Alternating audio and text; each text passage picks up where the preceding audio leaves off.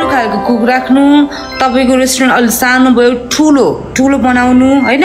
तपाई आफै विज्ञापन दिनु राम्रो खालको यता उताबाट मान्छेहरु बोलाउनु यो गर्नु भएन कसैपछि यो पाराले तपाईको कसम भनेको ल तपाई कुक भएन के अरु भन्दा पनि ल तपाईको मेहनत भयो तपाईको सबै चीज भयो हैन तपाईको दुःख पनि छ त्यसमा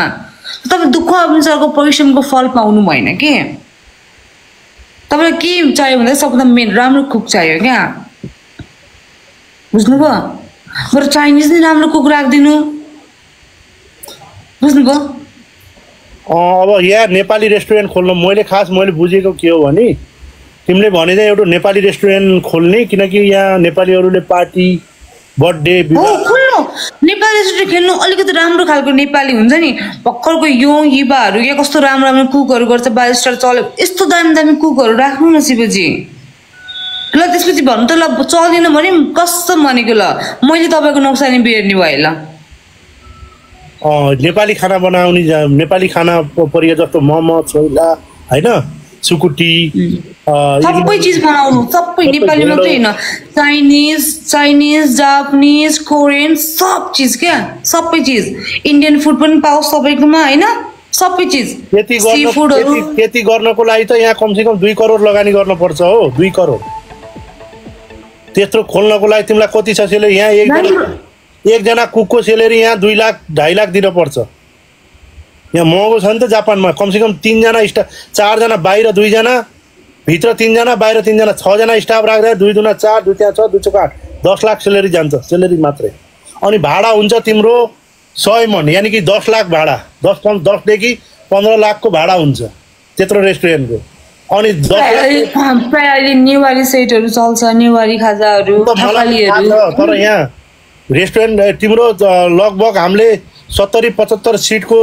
क्यापेसिटीको एउटा रेस्टुरेन्ट खोल्दाखेरि लगभग 1 करोड चाहिन्छ मिनिमम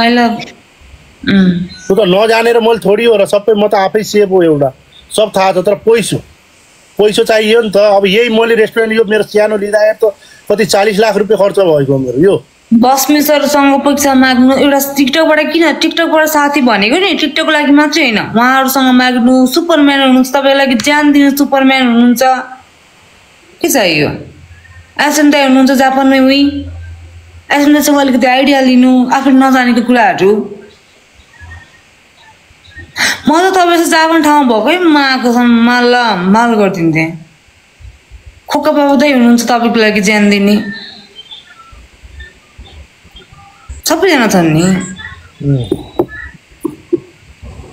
आफूले राम्रो काम गर्नुको लागि पैसा माग्न लाज मान्नु हुन्न के शिवजी त्यही पैसाले तरुनी केटी खेलाउनु लाज मान्नुपर्छ हैन कुनै दुःख गर्नुको लागि लोन मागेको चिज कहिले पनि लाज हुँदैन आफूले परिश्रम गर्ने चिज बुझ्नुभयो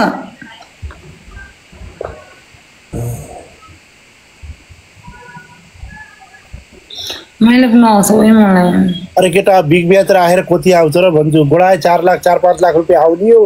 त्यसैमा अर्को बिग ब्याच खेल्दिनु त्यसैमा चाहिँ 1000 जनाले गाली गर्छन् कहाँ गयो पैसा भन्छन् के गरिस् भन्छन् कसो गाली गरेको बाफत तपाईले मेवा त पाउनु भएको छ नि त त्यो भनेको तपाईले सेवा गरेको अरूलाई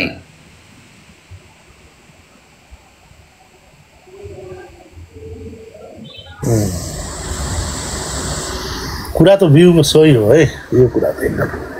100% सही तपाईले बिग म्याच राखेर दुनियाको सेवा गर्नु भयो दुनियाले तपाईको फोटो उठायो उनीहरुको लाइक भ्युअर्स बढ्यो के बढ्यो तर लास्टमा हेर्दैन तपाईले गेम जितेर देखाउनु भयो के भयो त हत्यायो फुस्स भन्ने जस्तो भयो बुझ्नुभयो आइदेन कोही जस्तो मलाई एउटा याद छ कि मेरो टिचरले भन्नुभएको थियो हुने बिरुवाको चिल्लो पात नहुने बिरुवाको फुस्रो पात हुन्छ रे के त्यो हुने बिरुवालाई नि शिवजी नहुने बिरुवालाई नि शिवजी हामीले जति मल जेल गोल्ड मेल गर्यो नि त्यो बढ्दैन भने चाहिँ बढ्दैन त्यो सुकेर किरा परै जाने हो क्या जुन हुने हुन्छ नि त्यसले अलिकति सेरसेर गरेर फोरक्कै माथि बढ्छ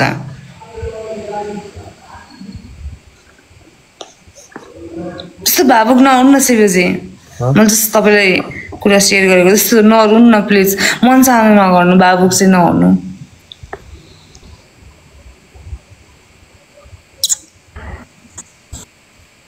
ल ल ल ल तपाईँ thank you thank you thank you thank बाबु घुम्नुभयो कि शिवजी यू 1200 जना आए मान्छे सिरेको कुरा ठिक हो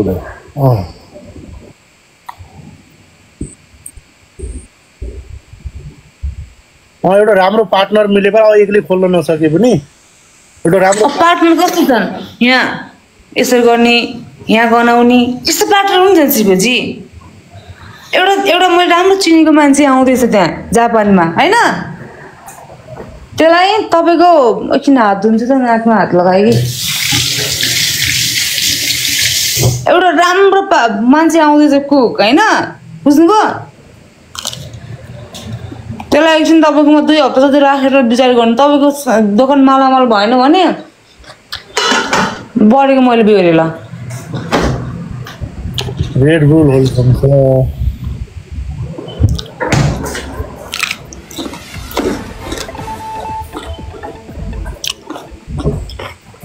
ए तपाईँको जापानको ब्याङ्कहरूले पे गर्दो रहेछ सबै चिजहरू लोन पनि दिन्छ जापानको ब्याङ्कले भइहाल्यो त जापानको लोन लिन त्यति सजिलो छैन कि गाह्रो हुन्छ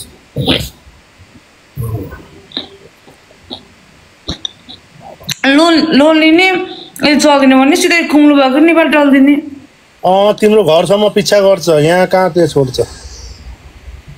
इन्टरपोल लाग्छन् क्या त्यस्तो गर्न कहाँ हुन्छ ट्याक्स त हामी दुनियाँको कुनै कुनामा गए पनि तिर्न पर्छ टाढो नि कुम्भो बोकेर हिँड्न कहाँ पाइ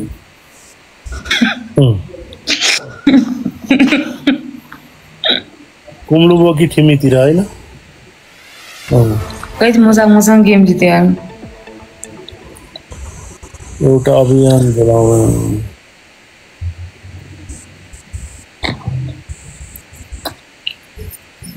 शिवजी राम्रो बाटोतिर लाग्नु राम्रो काम गर्नु होइन तपाईँलाई फलिफा भएको भनेको एकदम राम्रो हो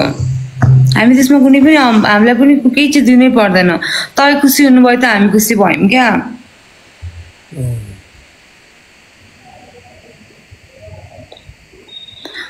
पिनास चुक्दै जान्छ दुबो मौली जान्छ भनेको थाहा छैन त्यस्तै हो यो बुस्टिङ हानेको एउटा छोपेर कुटो त